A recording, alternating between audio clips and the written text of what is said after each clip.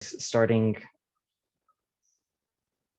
got it, by saying that a lot of writing and a lot of context is a means of control. So I think about, I was told that this was mostly for ballroom instructors. So I've kind of geared my thoughts around that context. But when I think about writing, Arthur Murray comes up, and he was somebody that transcribed movement in order to package it and sell it. And so it was a dance writing was a means of really participating in capitalism. And so I think we need to begin with that sort of big snapshot that dance and writing don't often get along, and that the values that we have as dance artists, which often coincide with freedom of expression, freedom of this and that, and it's where we really practice our humanness, that writing has been involved in political and business practices that seek to control or contain movement. So starting from there, I've always had difficulties with the idea of writing about dance, adding on top of this tension because I'm neurodivergent, and I've always struggled with language. So writing about dance, listening to people talk about dance, talking about dance are all things that in my nature are just really challenging to come by. And dance was a place that I discovered when I was really young, that that I could speak a language that felt a little bit more genuine to me. I didn't have to use words. I could use the body to express not just emotions, but ideas and other things. So by starting this conversation, I don't want to suggest that writing can take the place of dancing, that writing is more important than dancing. And it's not to suggest that some of the things that we hope to gain from writing aren't already embedded in the ways that we move and the ways that we dance. So that's kind of the first point that I'd like to make. And just by way of structure, David, how would you like this to run? Would you like me just to kind of talk until whenever, or would you like to kind of ping pong back and forth? I'm pretty open. I have some points about what you said. We can also have time for participants to speak at the same time if you wish. I'm pretty open on the format. I have some points I want to hit on my end, but otherwise, if you'd like it to start to be interactive, I'm happy to do that. Okay, yeah, I love interaction. I love hearing from people. So why don't I just kind of make a point and then we'll talk about that point. So I've opened with the tension between dance and writing. So what are the questions that you had, David?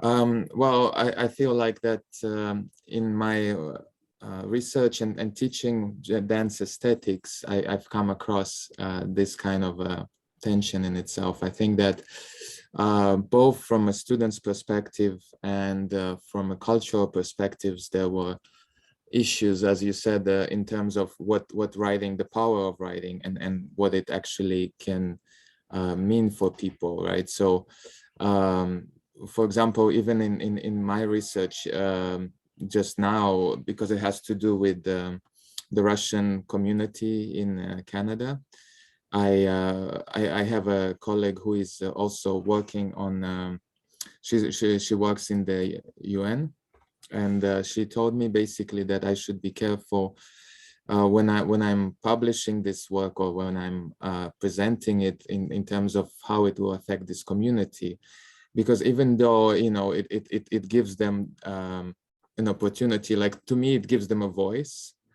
But she mentioned that in her work, in conflict resolution in other areas, like a voice or a noticing of a culture in itself For example, if some readers who are more prone to negative, let's say, stereotyping of the Russian community, if they already are convinced, let's say, of certain things, and then they see that, oh, the whole ballroom community in North America is mainly former Soviet, let's say, they might take their kids away in protest of what's going on right now.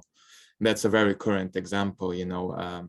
More subtle examples are when we write for other cultures, right? Like when let's say, a white Anglo-Saxon might write about the Latino culture and how they represent it, right? So I brought that up to some of the students in my classes. And then in terms of the teaching, the pedagogy of it, like how do you represent something like to a practitioner, to a dancer who is trying to learn how to become a professional dancer? What is the value to them, and how do you show them the value of this writing when they understand and value the movement language much more, and how do you approach that, right? There's several avenues to do that. Like one of our colleagues at York did some research on how choreography can develop writing skills, you know, the way we create choreography, for example. So some people are looking into that, but these are the same kind of areas, I think, that you're touching on in terms of tension and power of writing.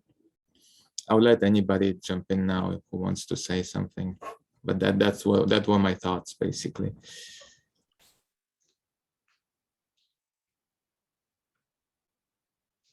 A lot of thoughts, David. So you talked about encountering the conflict in an aesthetic sort of context. You talked about how it becomes involved in politics, depending on where you're writing from, your positionality, from which perspective you're writing, and if you're crossing any cultural boundaries. You've talked about representation as well as choreography, and how ideas can be refined both in movement and in dance practices. So there are a lot of questions, and I'll sidestep them all for the moment. But with all of these different points that you've made, and with all of the tension that we can feel, like in a really real sense, between dance and writing, I will ask the question, so why do we do it? Like, what's the point? What is the value in writing about dance? And I would ask this to the participants if anybody wants to respond or has any ideas. Or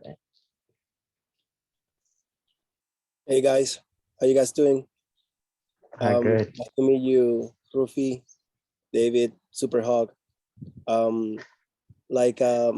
For me, value of writing in dance, like as a Panamanian, when I was in Panama, I live in Calgary right now, but when I was living in Panama, I was young, dancing hip hop, there wasn't any older generation or older information about the community and what we do.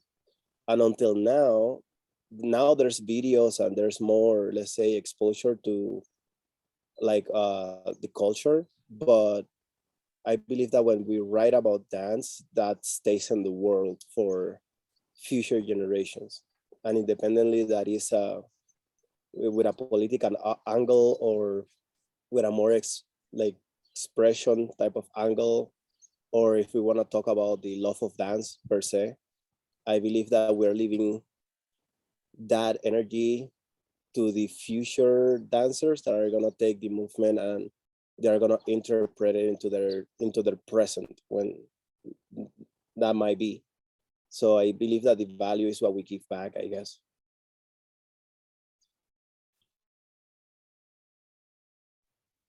Awesome. Thank you, Edward.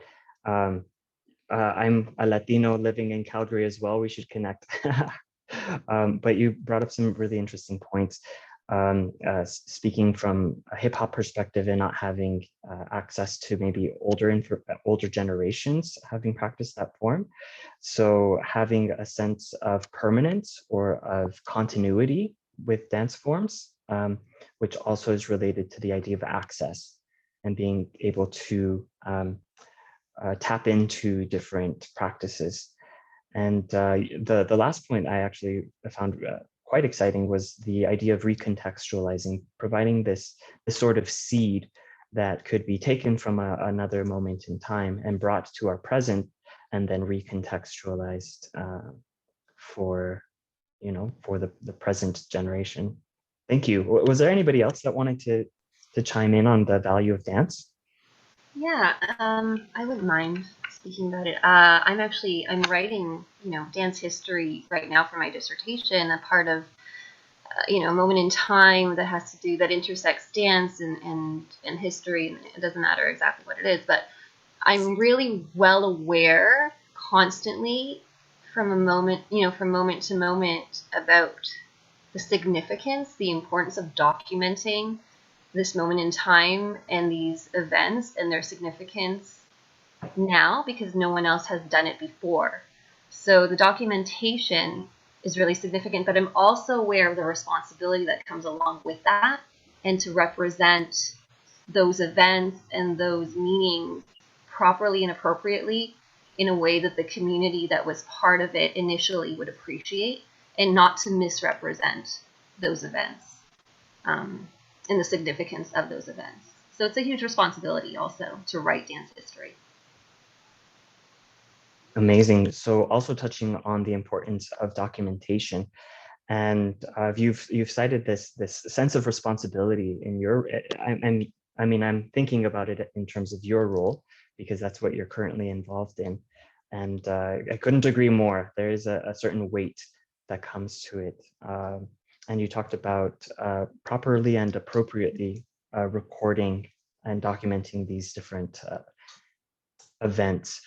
I'm going to circle back to this point eventually, but for now, I think that these are really great points of departure.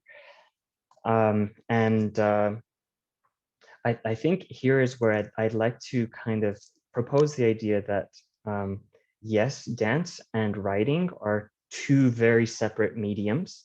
They almost occupy polar opposites, if you want to think about it then. And when we think about documenting or writing about dance, especially in terms of preserving the dance form or documenting it, or any similar ideas, that we're not just translating, and that it's not a verbatim documentation. So when we take something that is in a physical form and then we write about it, there's a fundamental distortion.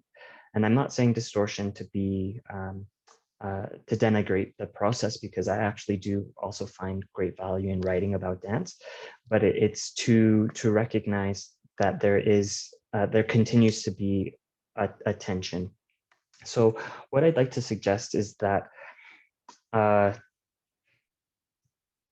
writing about dance is it's a separate discipline. It's not writing, it's not dance, it's occupying a space in between. And that what it's doing, it's allowing dance to have conversations in different systems.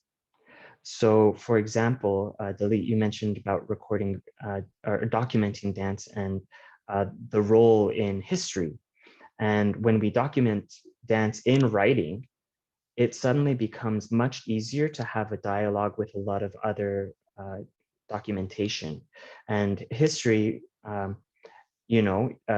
although it's preserved in our artifacts, in archaeology, and a lot of different ways of kind of discovering history or learning about history, the way that we have come to organize it has been predominantly through writing.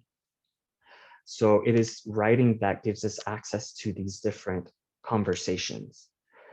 When we think about pedagogy, so David, you mentioned that that's something that you're currently thinking about, and Edward, you also brought that up about being a student of hip hop and needing to learn about hip hop somehow. That dance ties, or dance writing helps us tie dance to the conversations that have been recorded in writing on pedagogy. So it's, for me, writing is not about capturing the dance or controlling it or containing it, as I proposed at the very beginning, but it is about bringing it into dialogue with other systems. What do you think about that? What are initial thoughts, reactions, questions? Yeah, absolutely. I 100% agree with you. I mean, as we're documenting, initially documenting, and then also writing about the dancing and writing about the meaning behind the dancing, we're constantly, as dance scholars, in dialogue and in conversation with other dance scholars and other perhaps related, perhaps unrelated disciplines in dance and also outside of dance. And it's really interesting how ideas merge and ideas transfer over in different contexts. But also at the same time, there's the discourse that's happening, which is very rich and very meaningful. But there's also, you have to be careful that you're not, again, misrepresenting and the responsibility behind that. And yeah, there's a lot in there. There's a lot in there. Thank you for that. Yeah, thank you. Thank you so much for that. David, I would like to continue down this thread of misrepresentation. I think that's a very important point, but I know that you also wanted to go through certain points. So I'll leave it to you as the facilitator of the conversation. Can I go on a tangent here, or would you like to go back to the sort of outline that we had? I feel like let's go to the outline, and then you can kind of maybe find the space for your tangent within it. Because you might, I think, with some points. I think so far, if I just briefly share my screen again, you'll see that some of the points we mentioned are on there. So here you go. So for example, we talked a lot about mainly as the value of writing dance as preservation and archiving.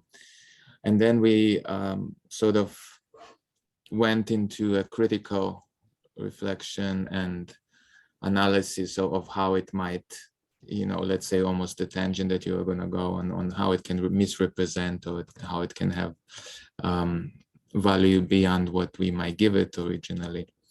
Then I also want to bring up, you know, writing in sort of a more, not simplistic, but on a more, you know, basic level, as for example, having a choreographic inspiration and being able to put that in writing, or simply as a medium of self-expression. So sort of like a creative writing for us as dancers who are also artists who might be interested in doing this in just as another creative practice.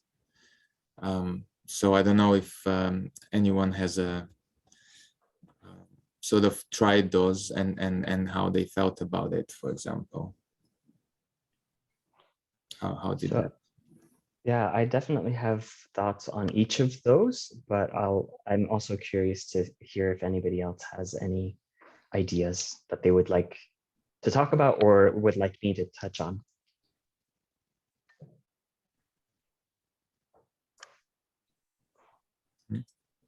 Okay, so I'll just start by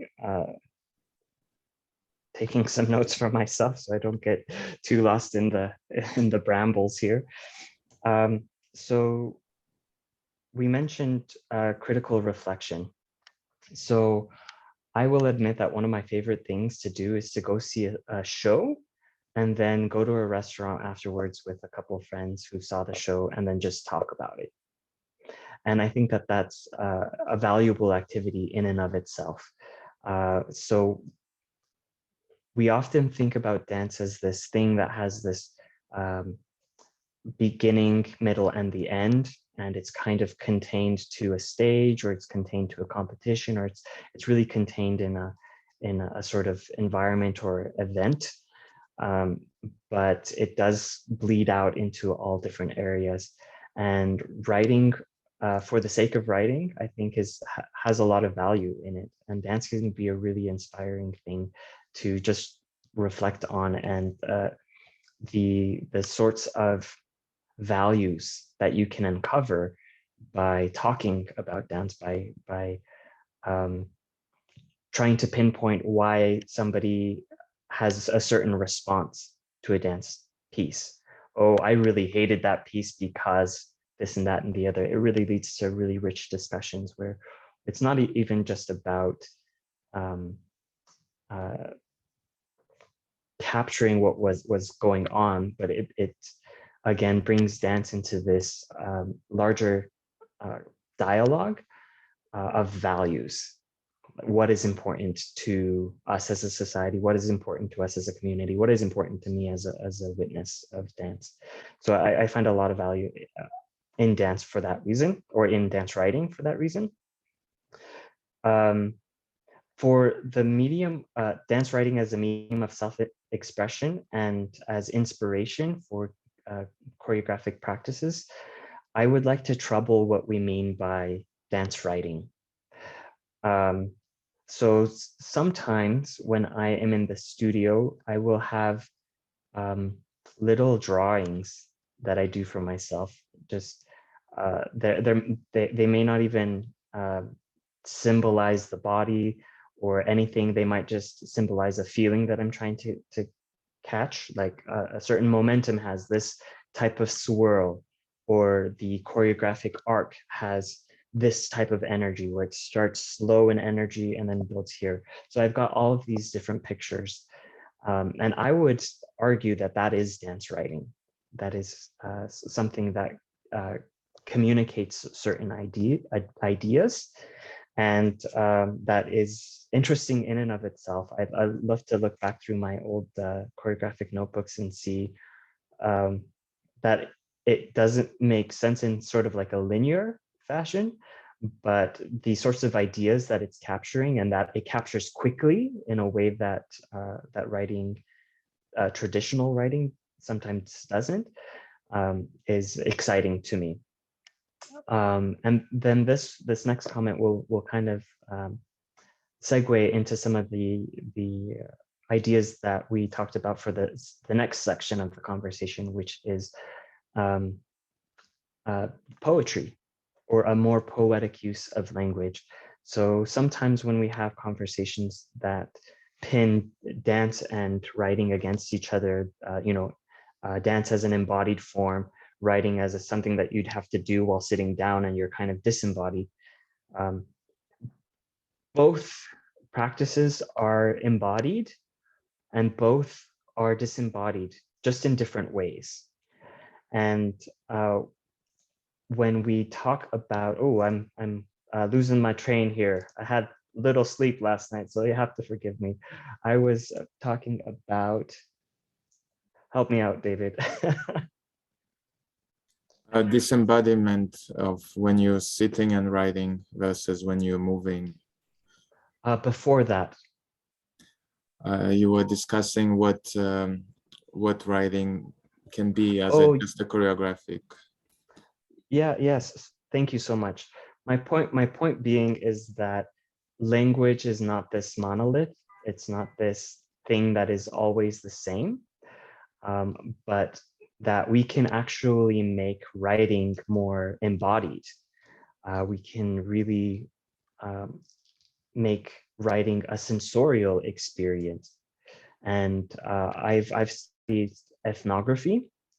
Ethnography literally means writing down the people, or it's an anthropological perspective on dance. That's also that's a specific practice that I have, and I've really looked into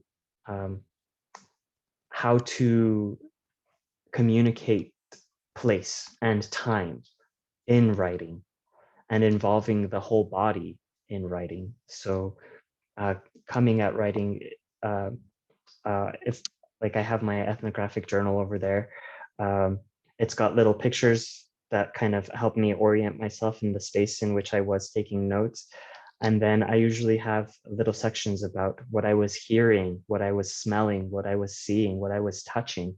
And it's really fascinating how quickly it brings me back to that moment in time.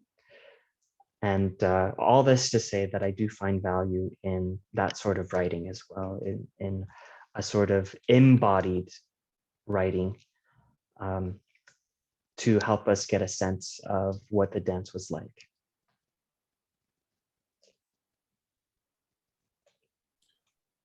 Does anyone have any comments regarding that or feelings? Okay. Well, I'm just going to continue on that, but just put it a little bit into context again. So I'll share my screen again so we can have this structure there. So, oops, where's this?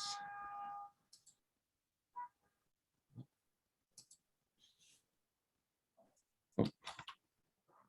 So within reflection writing, right, I normally used in the classes that I did, and I've had other examples of teachers and so on do it through informal journaling, which can be done in a way that Rufi is showing. So even through like little drawings or different ways of expressing oneself. For example, on thinking about their practice, on thinking about choreography and other themes. We also had other more structured sort of assignments, I guess, but it was more to get the students to think about it, which is simple things like statements of personal goals, and then followed by debriefing letters after the end of the semester, let's say, to follow up with those goals. Reflections on the class, so not only on choreography, but on the class that they have attended or watched, which again could include more expressive things, more poetic things. And if there was issues with the sort of inspiration for the students, we gave them prompts, right? So we gave them prompts to think about the body, the movement, or the artistic expression that they might be trying to pursue. Oops, sorry. So that's reflection writing. And then Rufi kind of mentioned this as well in terms of when he watches a show and he likes to discuss with his students, with his colleagues, let's say, something about the show, right? So that's another thing that I think could be useful, and we would put that in the review type of writing, right? If you could write it or even discuss it, whatever medium you decide. Which is a little different, let's say, than a description by itself, right? When you give it a more critical angle or your own opinion, that gives it already a more formal appearance, let's say, but also a little bit of your own voice into it. So normally I like to think of those things as formal or informal. So let me ask you guys, would you say that a response to a performance, would that be formal or informal? I think it can be both.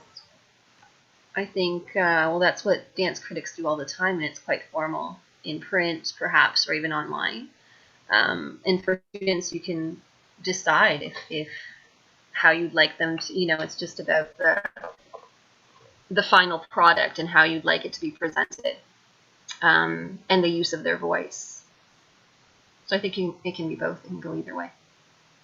I think you make a good case. I put informal, but I think you made a good case for it. I think I was thinking more, I was thinking more of just, when they would want to reflect. And in my experience, I found the younger dancers really wanted to simply express their opinions. It took a little while until they started to, let's say, reflect on a more contextual basis, like around other things that we've learned and so on. David, if I may, I think it has a lot to do with their skill level in writing as well. I think it can be informal in terms of the way they document their opinions and their thoughts about the performance, and then their skills in writing and formulating their thoughts in an organized and analytical way that's really clear. That has to do with the formality of it all. Yeah, absolutely, and that kind of goes into like the training and then the style that develops from that, I suppose. But I agree, it can totally be both, if depending how they do it and in what context. Now, a description of a performance, what would you say it is? If you had to categorize. Does anybody want to throw their opinion? Well, I wrote it as an informal again, because I was thinking about simply describing, and in the assignments that I have given, it was a lot about just giving their perspective basically of it. But now again, to the argument that you made, Dalit, I think that it can definitely be more of a formal writing form if we give it the structure of, let's say, you must hit certain points, you must you know, describe the entry, the middle point, the end, you know, to tell us the narrative and so on. Whereas if it's just an opinion piece, I think that I would call it informal, and that's what it kind of ended up being many times. Then I put a review of a performance and a précis.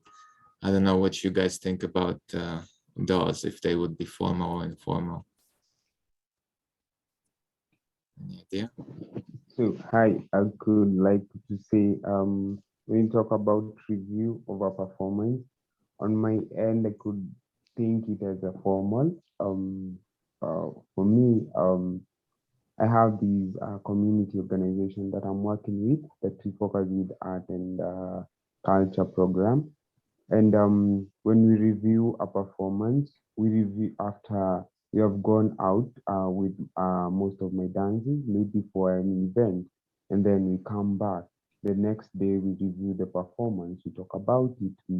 What did we learn? What are the best practices that we need to put into practice in our day-to-day practices? What should we focus on? What went not well, or what went on well? So I could say it can be formal, and then it will also depend on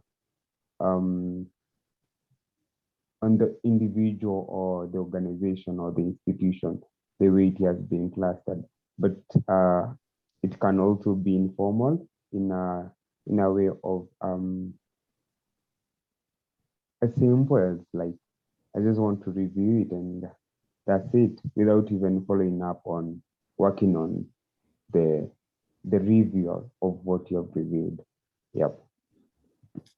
Yeah, absolutely. I think that's why I was thinking about the first one, the description when one does it more officially and formally, and but because in my mind, a response would be more something that one does from a personal perspective, whereas when I think of a review, I think more of a almost like a professional critic coming to do that.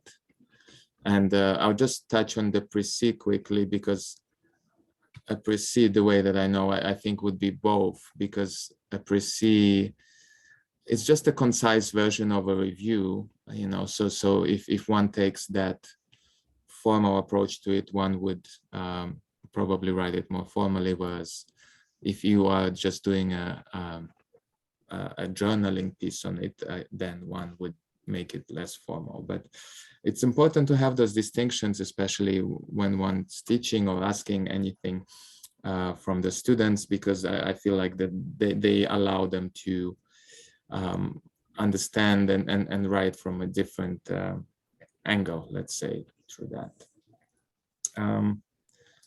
Okay, I'm gonna kind of let this be because there's more points I wanted to hit, but we kind of stopped on the point of Rufi, where we talked about the different styles of writing and how the poetic writing and different, let's say, poetic structured versus narrative.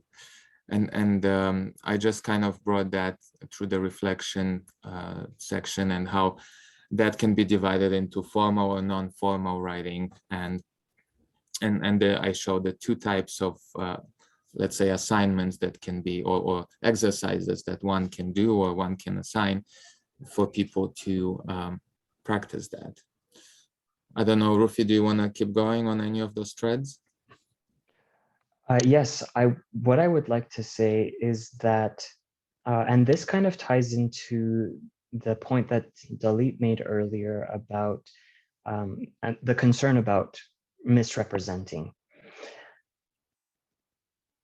So let's start with the wonderful adage, a picture is worth 1,000 words.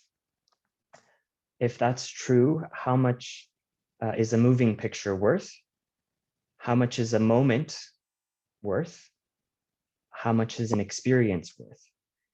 And I think that the more you approximate embodied experience, the more words that you would need to come to an accurate description. But if you were to describe, as maybe Tolkien did, if you're familiar with Lord of the Rings, if you were to absolutely describe every single little detail until everything is accurate, you might actually not have many readers, because would be a very, very long document, even if you're just recording one thing. There's a system of notation, Laba notation, which few people can use because it's very specialized, but it's very, very specific. And the more specific, you just run into problems. You're not ever going to be able to capture dance. And B, if you were able to somehow capture all of dance, it would be way too long to be practical. So what I will suggest is that dance writing is a way of drawing attention to specific aspects of the dance. Any form of writing is going to be fundamentally distorting what you see. But when we talk about certain styles of dancing, we are leveraging that distortion so that we can focus on just specific aspects of the dance. And so for me, it's less about misrepresenting or representing something accurately, but it's about drawing attention to the things that matter to this or that discussion. So when we talk about all of the different styles that you've just mentioned, David, what we're doing is we're focusing on specific aspects of a dance. So when we are looking at personal response, we're drawing on the aspects that had a significance to us personally. When we are doing a review, we are bringing the ideas, perhaps, we're focusing on the ideas that the movement portrays and tying them to a dialogue with other ideas. So that's what I'll say. We have a lot of different styles of dance writing because we're just focusing on different things. So I believe the next part of the conversation, we wanted to talk about specific styles, but I also do want to note that we have 10 minutes left. So David, how would you like to use the final 10 minutes? Well, I mean, in our plan, this is time for a full discussion, although we allowed for that from pretty early on. So I will I'll maybe let the participants say if they have questions that they brought, and we'd be happy to answer them or to discuss them. We're not lecturing you here. We're just starting a conversation. But if not, I can touch or bring up some prompts again, like I was saying in dance writing, like I'll give some prompts and we can kind of go through that. So do you guys have any kind of things you wanted to bring up? Yeah, I'd be curious, just briefly, I guess, from the both of you to hear your thoughts on your own writing style. I know that you are proficient in different dance writing styles, the both of you, and what you're passionate about, what your projects look like these days, and how you're thinking about dance writing these days in the specific projects you're involved in. Yeah, for sure. Did you want to start, Rufi, or do you want me to go ahead? Whatever you'd like. You're the facilitator. Yeah, why don't you go ahead then? Okay. I have three forms of dance writing that I focus on. One is reviews, the second is ethnography, and the third is grant writing. So I love reviews because, and I think especially the first two, the review writing and the ethnographic perspectives, help me to focus on things that extend beyond myself. So I think, like most people, I tend to be selfish and I tend to be self-involved and blah, blah, blah. And dance writing gives me an opportunity to just leave that at the door and focus on things besides myself, which I find really refreshing. I don't want to think about my problems sometimes. I don't want to think about my future anxieties. So being able to think about a performance and really try to bring it into dialogue with other ideas that have been proposed in various contexts, I find really exciting. In terms of my ethnographic practice, what I love most, what I'm most interested in, is how dancing can actually disrupt our ideas about what writing is, especially in an academic context. I think that writing is often associated with linearity and with a sort of stepwise program or logic. And for me, life is experienced simultaneously. We experience a lot of different things at the same time. And performance is actually a really great way of communicating a sense of simultaneity because it is multi-sensorial. We see something, we hear something at the same time. And those different avenues of information help us to experience things a little bit differently.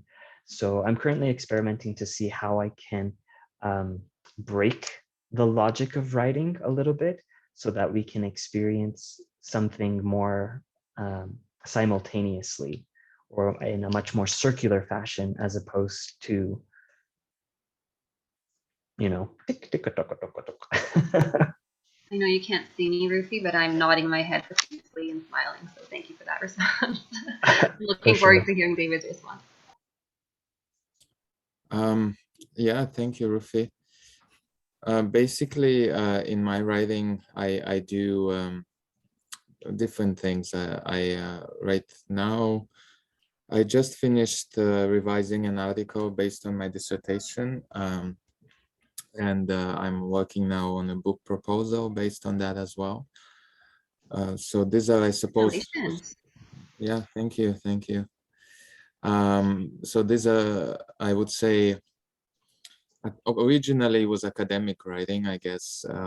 Most of us, well, at least some of us here know what it is.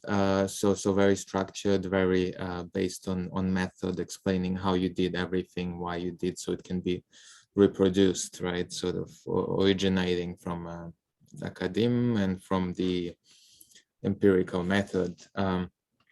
But the more I'm faced now with writing for the public or writing outside of the academia, I'm finding that I'm being asked to engage in a more populous manner, like I need to find words that will speak to everybody, not just the academics, while still maintaining some form of academic rigor. So like, for instance, I got a review from Oxford on my proposal, and they were basically saying that it needs more, you know, to sound less like a dissertation, right? So I think right now I'm exploring how to transform research into a narrative, right? And one way I did that for the article, for example, as was suggested by some of the reviewers, was through having vignettes, you know, narrative, like little stories before every chapter that would introduce my ideas. I've put in some of the interview transcripts as well into it, so that there's some life into each topic. And then I kind of analyzed it from a more academic perspective, but still trying to have at least a tying together of the ideas in a more common language, let's say. Yeah. Yes, you want to say something, Dalit? Yeah, you can see me on mute. Yeah, no, I think that's a brilliant idea. I'm sure you're aware Danielle Robinson did the same in her book, and I found that was really effective, just to draw you into the story. Yeah, and I mean, like, hers was fictional or semi-fictional. Right. I guess in a way I'm the same, because I'm basically just embellishing the situations, you know, making them sound interesting, but the situations happened. So that's been helpful. Great. And then I just wanted to also mention that before that, and in my other like hat, I was a scientist, right? So I also write in the science discipline, or in the, you know, teaching science and so on. So that has a different structure, that has to have a certain way of approach, like, again, the methodology, the results and so on. And within that, I only get space to have a voice in the conclusion and in the reflection section. Like, so there's a section where you discussion, rather, is the proper name. So discussion and conclusion allow for a little bit of space of my voice, but besides that, I have to just present the facts, and it's just a different way of doing things. So these are my two big projects, my two current writing things. Thank you very much. Yeah, my pleasure. Yeah, sorry. The one thing that I found interesting was your kind of negotiating of fact and fiction. I don't think that we can draw a hard line between the two, but and especially when we're talking about people and different cultural ideas, because what are beliefs? So I would recommend a book edited by Danielle Elliott. I think it's Creative Methodologies in Ethnography. I'll have to just double check the title. But there's a few chapters in there that talk about the role of fiction in the ethnography. And we don't have much time to go into this, but just using fiction to your advantage. I mean, there's obviously, you have to be ethical about it. You can't be, purposefully misrepresent, but this idea of fictionalizing characters that express the ideas of people who have to be held anonymous. I think that's something that Juliet McMains did as well in her book. So I just found that all really interesting. Yeah, definitely. Send me the links, and I'm gonna send it to the participants at the end of this. So I'll share my slides also with those who registered, and the recording. Yeah, if you have anything else, feel free to add. I just want to thank you guys. This was a really rich conversation, and lovely catching up with the both of you always. Thank you. Thank you for joining. Thanks, Dalit. All the best. All right. See you. Same to you. Bye. Okay. Thanks, Rufi. I'll be in touch for the everything. Just send me the links and stuff, and I'll be in touch for your other things. Yeah. All right. Guys, take care. Thank you so much.